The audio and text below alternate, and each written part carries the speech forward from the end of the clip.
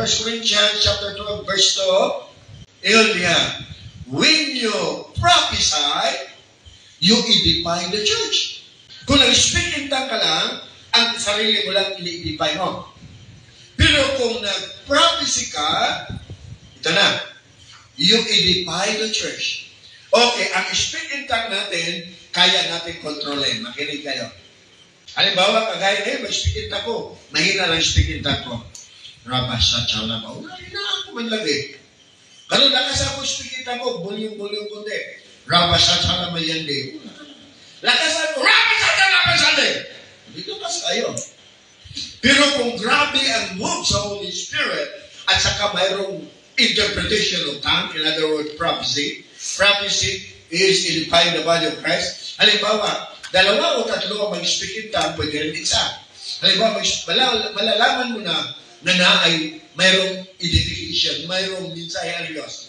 Pag mag-boom na, grabe na ang praise and worship, pagkatawa mag-speak in tongue na, pag-speak in tongue, mag-speak in tongue dito. Kasi may mga speak in tongue na para by interpretation of tongues. Malalaman mo yan. Halimbawa, mag-speak in tongue ako, Rabashacha, hindi ko na yan taas na, Rabashacha, Rabashacha, hindi ko yan makontrol.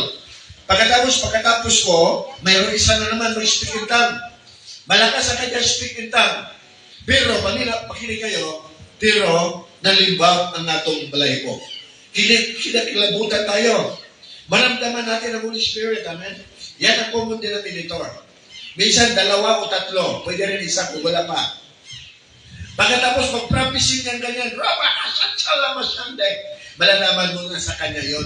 Dahil buong congregation naramdaman ang presensya ng Diyos. At pag-interpretation niya na, mga anak, ako ang Diyos na nandito sa inyong taliwala. Ako ang Diyos na buhay na pinagsilbi at focus kayo sa akin. Mamuhay kayong banal. No turning back, pero while nag-interpretation of tongues, kinikilabutan tayo. In other words, nakurentihan ta sa presensya sa Ginoo. Nakita ka na magkayutan iya yun sa Ginoo. Mga nag-ingon, edification of the body of Christ. Kita tanan, lawas mata ni Kristo. Kita tanan nalipap. Pero kung ikaw lang, halimbawa, kung tayo lang mag-speak itang, ramasat alam mo yun niya. Ato lang i-edify atong pabulingan. Kaya nag-speak itang ko ka nga, ato lang prayer, i-edify nato ang atong pabulingan. Amen? Hallelujah. So, mga kitawag na prophecy. Kaya kitawag na speak in tongue, different kinds of tongue, meaning lain-lain na speak in tongue. Mga kitawag na gift of speaking.